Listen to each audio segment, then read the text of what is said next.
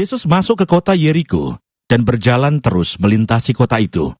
Di situ ada seorang bernama Zakheus, kepala pemungut cukai, dan ia seorang yang kaya. Ia berusaha untuk melihat orang apakah Yesus itu, tetapi ia tidak berhasil karena orang banyak, sebab badannya pendek. Maka berlarilah ia mendahului orang banyak, lalu memanjat pohon ara untuk melihat Yesus yang akan lewat di situ. Ketika Yesus sampai ke tempat itu, ia melihat ke atas dan berkata, "Zakheus, segeralah turun, sebab hari ini aku harus menumpang di rumahmu." Lalu Zakheus segera turun dan menerima Yesus dengan sukacita. Tetapi semua orang yang melihat hal itu bersungut-sungut katanya, "Ia menumpang di rumah orang berdosa." Tetapi Zakheus berdiri dan berkata kepada Tuhan, "Tuhan, setengah dari milikku akan kuberikan kepada orang miskin, dan sekiranya ada sesuatu yang kuperas dari seseorang, akan kukembalikan 4 kali lipat." Kata Yesus kepadanya, "Hari ini telah terjadi keselamatan kepada rumah ini, karena orang ini pun anak Abraham, sebab Anak Manusia datang untuk mencari dan menyelamatkan yang hilang." Cerita Zakheus saya kira sudah banyak yang tahu ya, cerita yang cukup populer sejak sekolah minggu. Teman-teman percaya nggak kalau cerita Yesus dan Zakheus ini sebenarnya tentang uang? Oh ya, dari wajahnya kelihatannya nggak terima gitu, soal uang gimana. Kita tahu Zakheus ini siapa. Teman-teman, Zakheus itu pemungut cukai. Dia bukan hanya pemungut cukai, dia kepala pemungut cukai. Pemungut cukai itu profesi yang dibenci oleh orang Yahudi, karena pemungut cukai itu mengambil uang dari rakyat, dan mereka memperkaya diri. Dan Zakheus ini bukan hanya seorang pemungut cukai, dia kepala. Nah, kalau kita baca Lukas, teman-teman, Injil Lukas, teman-teman kalau baca Injil Lukas, cerita di dalam perikop ini adalah cerita Yesus sedang berjalan menuju ke Yerusalem. Galilea dan Yerusalem itu jaraknya 150 km. Kalau hari ini naik bis dari Galilea ke Yerusalem atau sebaliknya, memakan waktu sekitar 2-3 jam, tergantung bisnya dan perjalanannya. Di zaman Yesus, Galilea dan Yerusalem itu jarak jauh sekali, 150 kilo. Yesus berangkat dari Galilea menuju Yerusalem, tujuannya satu. Teman-teman tahu Yesus kenapa ke Yerusalem? Yesus ke Yerusalem karena dia harus mati di kayu salib. Nah karena itu kalau kita lihat rute perjalanan Yesus yang ditulis di Lukas, dari Galilea ke Yerusalem, Yesus muter. Dia muter-muter di banyak desa, dan sepertinya dia nggak buru-buru untuk ke Yerusalem. Bisa dimengerti karena dia tahu dia ke Yerusalem untuk mati di kayu salib. Dan itu mengerikan, sehingga dia nggak buru-buru ke sana. Dan dari perjalanan antara Galilea dan Yerusalem itu dia pergi ke Yeriko. Yeriko itu muter, kalau mau ke Galilea ke Yerusalem, untuk ke Yeriko itu muter jalannya. Dan dalam perjalanan Yesus dari Galilea ke Yerusalem, kalau kita baca di Injil Lukas, ada banyak peristiwa yang terjadi. Salah satunya adalah Yesus mengutus muridnya berdua-berdua untuk mendahului dia pergi ke desa-desa dan sekitarnya itu. Dan apa yang mereka lakukan, mereka memberitakan Injil, melakukan banyak mujizat. 70 murid diutus, lalu mereka pulang cerita, dan kemudian terjadilah mujizat 5 roti dan 2 ikan. Kemungkinan ketika murid-murid ini berkeliling, mereka nyampe ke Yeriko juga.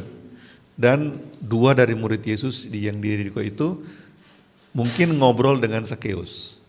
Sehingga Zakheus penasaran, Yesus ini orang seperti apa. Tapi teman-teman, kalau teman-teman lihat bagaimana Yesus menyuruh murid-murid untuk pergi. Ketika 70 orang murid ini diutus berdua-berdua, Yesus bilang jangan bawa dompet, jangan bawa baju ganti. Pergi dengan pakaian di badan dan percaya kepada Tuhan yang akan menyertai kalian. Jangan bawa uang. Diutus tapi jangan bawa uang. Gembala yang baik ini dia suruh murid-murid pergi tapi gak usah bawa uang. Gak usah bawa uang, pergi aja. Nanti lihat bagaimana Tuhan menyertai. Nah, dari murid-murid yang pergi ini mereka ketemu dengan Zakheus. Dan Zakheus kemudian ingin tahu Yesus itu siapa. Sehingga ketika Yesus kemudian lewat Yeriko, kita udah tahu ceritanya kan, Zakheus memanjat pohon untuk melihat siapa Yesus. Zakheus kepala pemungut cukai ini bukan orang muda. Dia orang yang udah cukup tua, cukup berumur. Karena untuk jadi kepala pemungut cukai itu nggak bisa di usia muda. Butuh bertahun-tahun pengalaman dan politik untuk jadi kepala pemungut cukai. Dan manjat pohon bagi orang tua itu nggak pantas. Orang Yahudi apalagi. Laki-laki dewasa, bapak-bapak itu harus jaga wibawa. Nggak bisa lihat bahwa bapak panjat pohon. Nah, Zakeus ini udah tua. Dia manjat pohon demi melihat Yesus. Bukan hanya dia orang tua, dia orang kaya. Orang paling kaya mungkin di desa itu. Dia manjat pohon untuk melihat Yesus. Dia nggak mikir jaim-jaimnya. Dia nggak mikir nanti orang bilang apa. Dia pengen lihat Yesus seperti apa. Dan Zakeus ini bukan hanya orang kaya yang dikenal di seluruh desanya di kota Yeriko. Dia juga orang kaya yang paling tidak disukai di kota Yeriko. Karena pemungut cukai bagi orang Yahudi itu orang berdosa. Kepala pemungut cukai, kepala orang berdosa. Nah, Zakeus seorang yang udah tua, kaya sekali, dibenci oleh semua orang, melupakan siapa dirinya untuk manjat pohon mengenali Yesus. Itu luar biasa dari Zakeusnya. Nah, tapi teman-teman, kalau kita baca Injil Lukas, percakapan Yesus di Injil Lukas sebelum peristiwa ini, Lukas menunjukkan dengan jelas betapa Yesus kayaknya nggak suka dengan orang yang punya uang banyak. Dia utus murid-murid pergi berdua-berdua, dia bilang jangan bawa uang. Lalu dia ketemu dengan seorang muda yang kaya dan saleh. Kaya, saleh lagi. Artinya beribadah kepada Tuhan. Dan orang muda yang kaya ini bilang, gimana caranya supaya sempurna, supaya memperoleh kerajaan Allah. Yesus bilang, ingat kan? Yesus bilang, jual semua milikmu, bagikan pada orang miskin dan ikutlah aku. Dan orang itu pulang dengan sedih karena hartanya banyak. Sepertinya Yesus nggak terlalu suka dengan orang yang punya uang banyak. Yesus bahkan bilang lebih mudah unta masuk melalui lubang jarum daripada orang kaya masuk ke dalam kerajaan surga. Dan itu heboh sekali. Sampai murid-murid tanya, jadi siapa yang bisa masuk surga? Kami ini gimana? Karena teman-teman, semua manusia berpikir bahwa punya uang itu menyenangkan. Saya pun berpikir seperti itu. Ada yang dulu bikin status di Facebook, money can buy everything, gitu kan. Money can buy a lot of things. Memang uang bisa beli banyak hal. Dengan punya banyak uang, banyak hal bisa kita dapatkan. Nah, banyak orang berpikir seperti itu. Tapi Yesus, kalau kita baca Injil Lukas, berkali-kali dia bilang, bukan begitu. Orang kaya itu susah masuk surga. Yesus bilang begitu. Dan itu heboh sekali. Murid-murid heboh sekali. Apalagi peristiwa orang muda yang kaya dan saleh itu. Dia udah melakukan hukum Taurat katanya. Seumur hidupnya dia melakukan hukum Taurat. Tapi Yesus bilang, kalau kamu mau sempurna, jual dulu semua hartamu. Wow, itu heboh sekali. Waktu itu heboh sekali. Tapi teman-teman, kemudian terjadilah peristiwa di Yeriko ini. Kalau Yesus nggak terlalu suka dengan orang yang punya uang banyak, Yesus nggak tertarik dengan punya uang banyak dan kelihatannya saleh pun seperti orang muda yang kaya itu. Kenapa Yesus meladeni Zakeus? Sebelum peristiwa Zakeus kita baca Yesus dengan Bartimeus, si buta. Yesus menolong Bartimeus dan keren banget. Yesus menolong 10 orang kusta yang berteriak dari jauh, Tuhan kasihanilah kami. Yesus memberkati orang kusta yang dari Samaria. Tapi dengan orang yang punya uang, Yesus nggak banyak lakukan. Bahkan cerita Zakeus ini cuma dicatat di Injil Lukas. Artinya penulis-penulis Injil yang lain nggak terlalu tertarik dengan pemungut cukai, kepala pemungut cukai yang kaya ini. Kenapa? Karena pemungut cukai identik dengan orang berdosa. Ini kepala pemungut cukai. Tapi kita lihat apa yang Yesus lakukan dengan Zakeus. Zakeus naik ke atas pohon, dia nggak panggil. Zakeus cuma naik ke atas pohon dan mau lihat Yesus ini seperti apa. Saya kira Zakeus nggak punya keberanian untuk memanggil Yesus. Zakeus hanya pengen lihat ini orang seperti apa yang bisa bilang kalau orang kaya susah masuk surga. Orang seperti apa yang bisa utus murid-muridnya pergi berdua-berdua tanpa bawa uang. Orang seperti apa yang bisa bayar pajak kepada kaisar dengan uang dari dalam mulut ikan. Zakeus pengen lihat. Tapi dia nggak pernah berpikir untuk memanggil Yesus. Karena Zakeus dan Yesus itu langit dan bumi. Pengajaran Yesus nggak bisa cocok dengan orang seperti Zakeus. Tapi di ayat 5, Ketika Yesus sampai ke tempat itu, ia melihat ke atas dan berkata, Zakeus, segeralah turun sebab hari ini aku harus menumpang di rumahmu. Perhatikan kata-kata Yesus. Zakeus, turun sebab hari ini aku harus menumpang di rumahmu. Ayat 7. Tetapi semua orang yang melihat hal itu bersungut-sungut katanya, ia menumpang di rumah orang berdosa. Makanya tadi saya bilang, ini soal uang teman-teman. Orang banyak tahu Zakeus siapa. Orang banyak tahu seberapa brengseknya Zakeus. Dia dapat uang banyak bukan dengan cara yang benar. Dengan cara yang melukai bangsanya sendiri. Karena itu ketika Yesus suruh Zakeus turun, aku harus. Artinya Yesus memaksa kepada Zakeus. Aku harus numpang di rumah kamu. Bagi Zakeus ini, wow, amazing gitu kan. Ini kasih karunia yang luar biasa. Tapi saya mau mengajak teman-teman kita semua untuk berpikir seperti apa yang dipikirkan orang banyak ketika menyaksikan Yesus bilang dia mau numpang di rumah Zakeus. Orang banyak yang mengagumi Yesus sebagai pejuang bagi orang miskin akan terganggu. Bukankah Yesus membela yang lemah? Bukankah Yesus membela yang tertindas dan tersisih?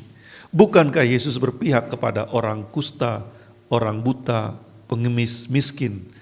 Kenapa hari ini Yesus tiba-tiba berpihak kepada seorang kaya bernama Zakeus, yang kayanya juga kita tahu karena korupsi? Karena itu bersungut-sungutlah orang banyak. Ia menumpang di rumah orang berdosa. Kita perlu merenungkan ini. Bagaimana sikap Yesus terhadap uang? Ketika kita dalam hidup ini berdoa, Tuhan butuh uang.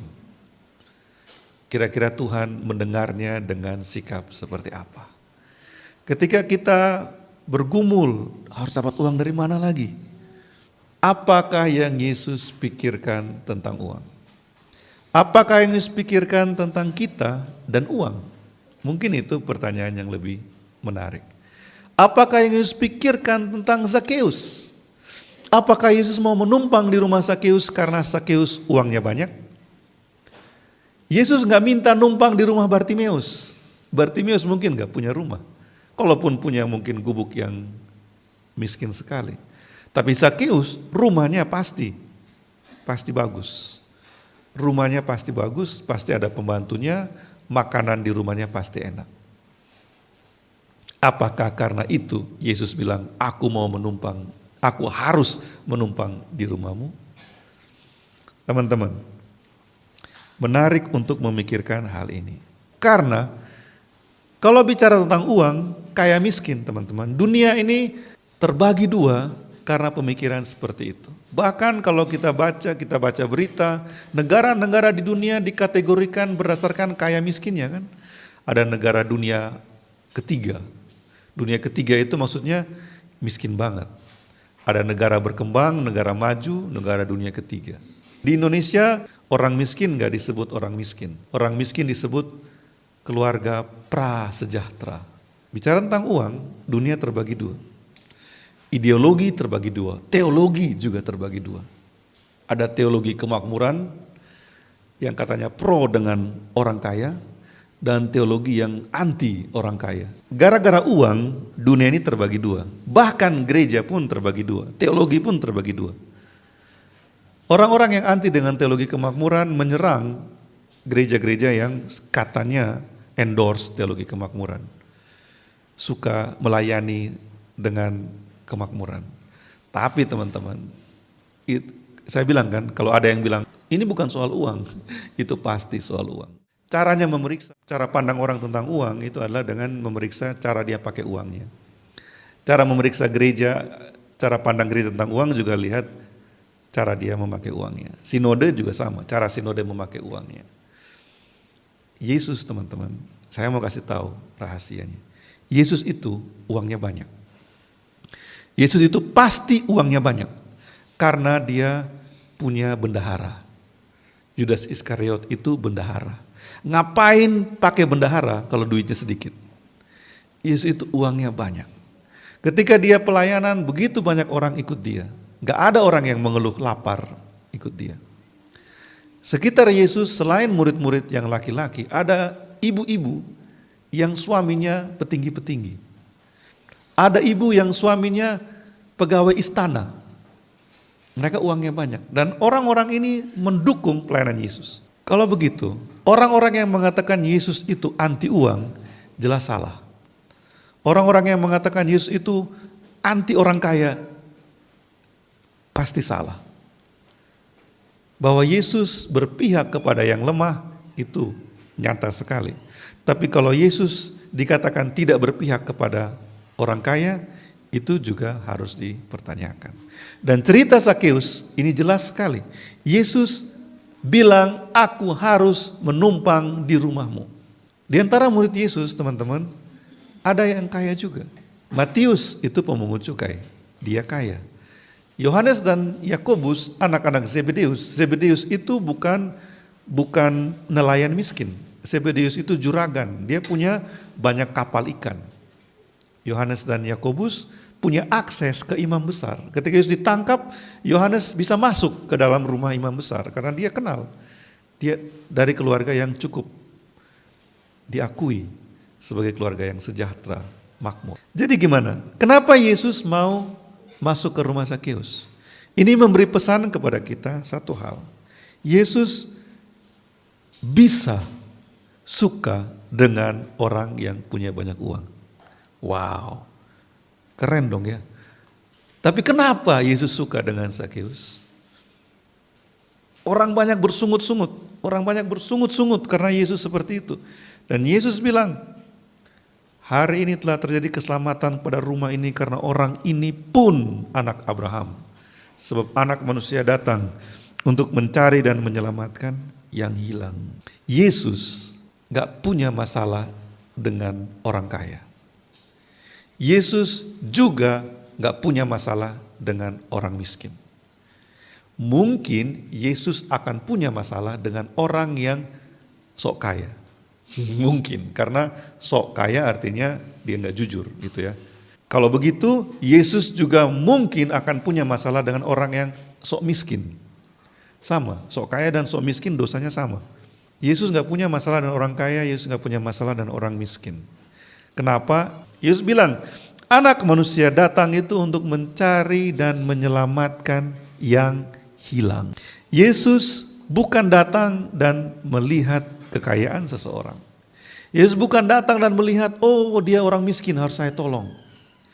Teman-teman, ketika dalam kehidupan bermasyarakat juga, teman-teman jangan cepat menilai orang dari penampilan luarnya. Ada orang-orang yang penampilan luarnya gembel sekali, tapi duitnya banyak. Dan juga jangan terpukau dengan orang yang pakaiannya bling-bling gitu kan. Mungkin dia jangan-jangan utangnya banyak. Yesus tidak mencari orang berdasarkan miskin kayanya. Yesus tidak menilai orang berdasarkan penampilan luarnya sama sekali. Karena itu ketika orang banyak bersungut-sungut, kenapa Yesus mau makan di rumahnya Zakeus? Kenapa Yesus mau tidur di rumahnya Zakeus? Yesus bilang, aku datang bukan cari orang kaya atau orang miskin. Aku datang mencari yang hilang. I'm not here for the poor or the rich, but for the lost. Orang yang hilang, teman-teman. Teman-teman jangan berpikir orang yang hilang itu orang yang hidup di jalan, kacau, minum mabuk setiap hari. Belum tentu. Orang yang hilang itu orang yang tatoan, sekujur tubuhnya, tindik sana, tindik sini gitu kan. Itu kita bilang itu orang yang terhilang. Begitu? Enggak, teman-teman. Orang yang terhilang bisa pendeta bahkan terhilang. Bisa orang yang kelihatannya terhormat dalam masyarakat, tapi dia terhilang. Karena itu, mari kita buka mata kita. Ketika kita bilang mau melayani Tuhan, ketika kita mau menjadi gereja yang graceful community, komunitas penuh kasih karunia. Komunitas kasih karunia salah satu ciri utama komunitas graceful adalah komunitas itu membuang prasangka, penghakiman. Judgment and prejudice Itu dua hal yang gak boleh ada di dalam komunitas kasih karunia. Kita gak boleh prasangka dengan orang hanya karena tampilan dia seperti apa. Kita gak boleh menghakimi orang hanya karena gayanya seperti apa. Bahkan kita gak boleh menghakimi orang sebagai orang berdosa. Yesus gak mau itu. Ketika kita melihat ada orang berdosa, graceful community mencari, menumpang di rumahnya. Luar biasa kan? Yesus melihat Sakeus dan tahu Sakeus ini orang berdosa. Yesus melihat Sakeus dan tahu Sakeus ini kacaunya seperti apa hidupnya. Tapi Yesus bilang, aku datang untuk mencari orang seperti kamu. Sakeus enggak sakit kusta. Sakeus bukan orang asing. Sakeus anak Abraham, orang Yahudi. Hanya dia pemungut cukai. Karena itu Bapak Ibu teman-teman yang dikasihi Tuhan. Kita ada di sini karena kasih karunia Allah. Kita bisa datang kepada Tuhan karena di suatu masa dalam hidup kita, Tuhan menemukan kita ketika kita terhilang. Bagaimana Tuhan menemukan kita? Itu kasih karunia. Tuhan menemukan kita lewat orang-orang yang mau melihat, menembus penampilan luar kita.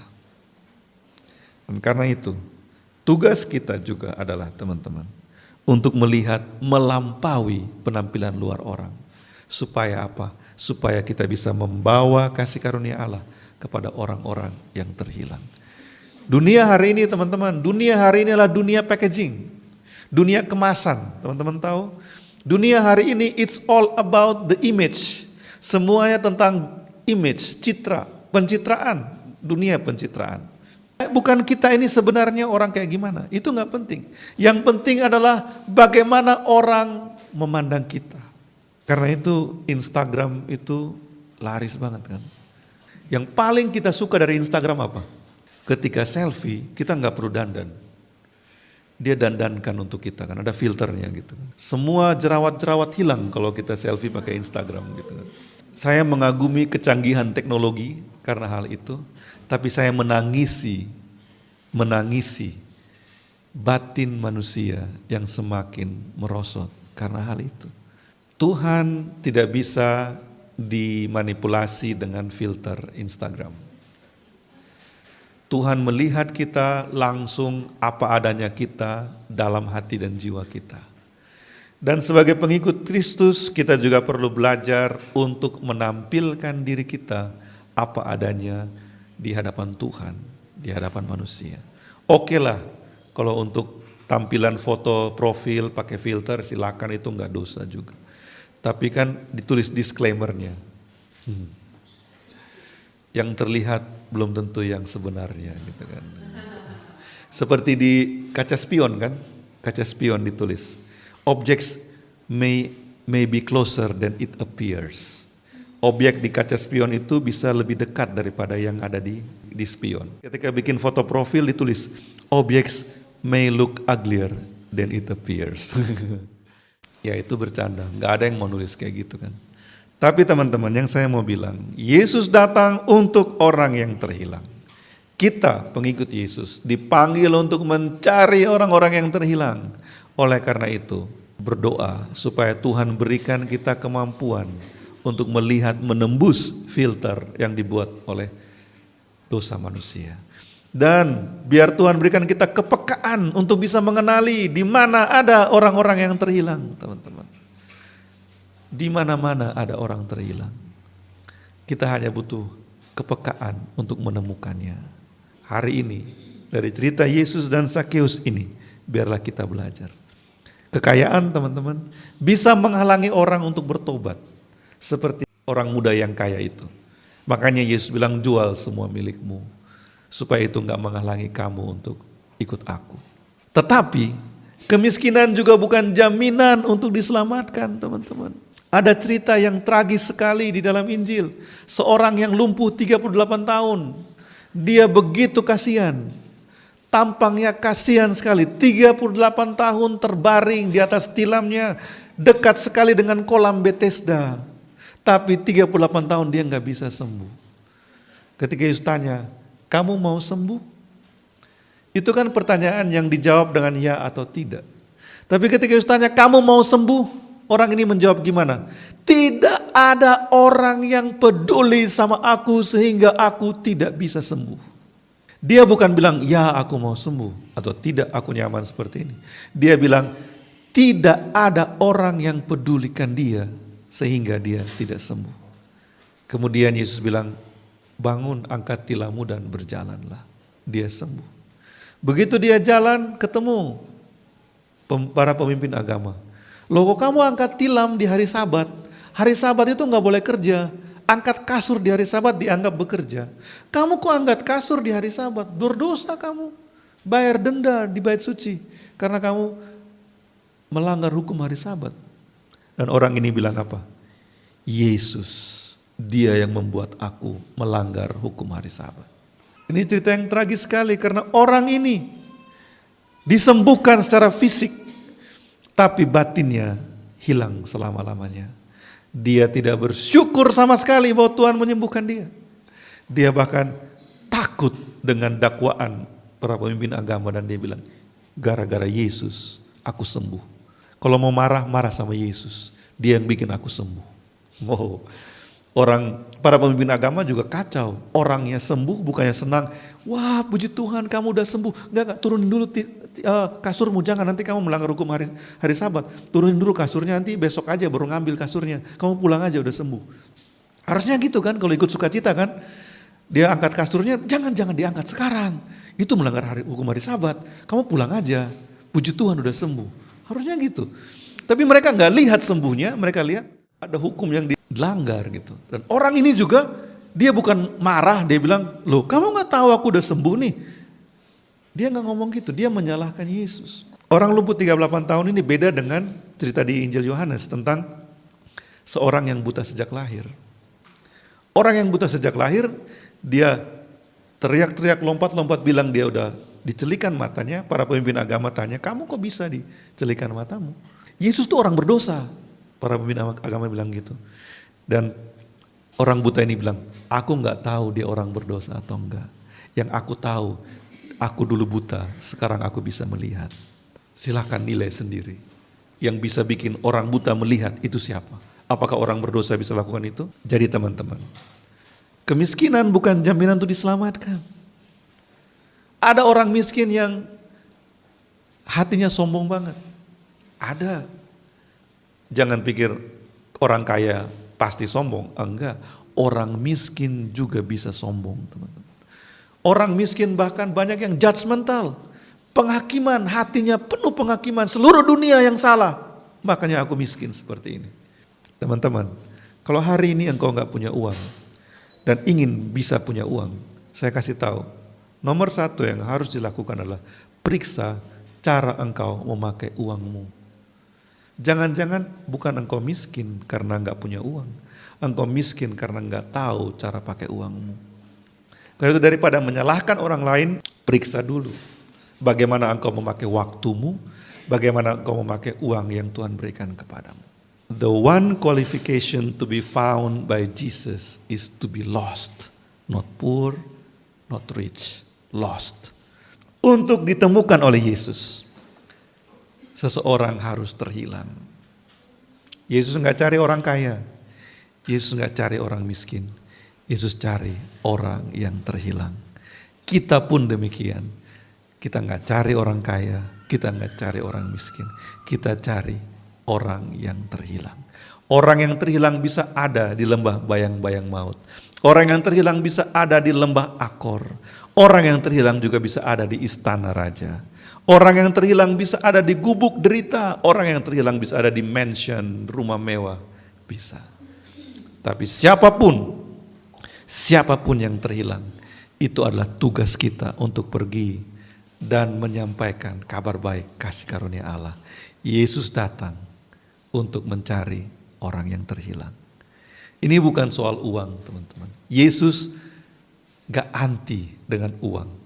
Yesus gak anti dengan orang yang beruang. Tapi Yesus anti dengan mereka yang menolong orang-orang yang terhilang.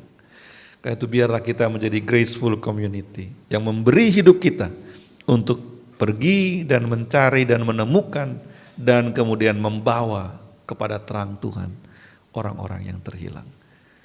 Dan dunia sedang mengarah kepada kekacauan, teman-teman. Ketika orang semakin mencintai diri sendiri, ketika orang semakin tidak peduli dengan orang lain, ketika itulah dunia sebenarnya butuh kasih karunia Allah. Butuh orang-orang yang mau pergi membawa kasih karunia Allah. Mari kita renungkan hal ini hari ini. Mari kita tunduk kepala, saya berikan waktu, teman-teman berdoa kepada Tuhan. Biarlah firman ini menjadi rema bagi kita semua. Tuhan datang untuk mencari yang terhilang. Kita dulu terhilang, Tuhan menyelamatkan kita. Dan Tuhan mau memanggil kita untuk pergi kepada yang terhilang di dunia ini. Dan biarlah kita diberikan kepekaan untuk pergi kemana Tuhan mau utus kita untuk pergi. Ambil waktu untuk berdoa secara pribadi dengan firman ini. Bila Roh Kudus menegur engkau, bertobatlah. Terima kasih Tuhan. Terima kasih Bapa.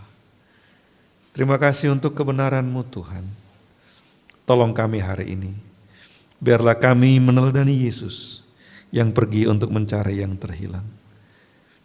Biarlah kami meneladani Yesus, memberi diri kami untuk menolong yang terhilang.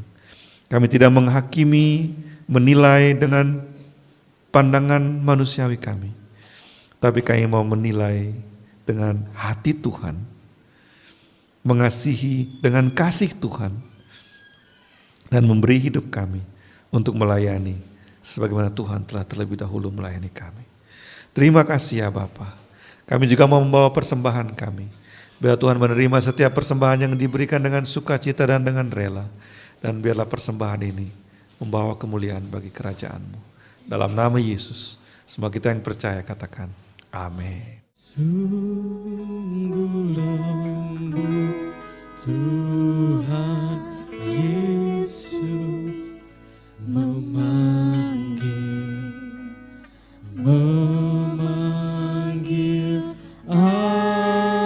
aku dan kau.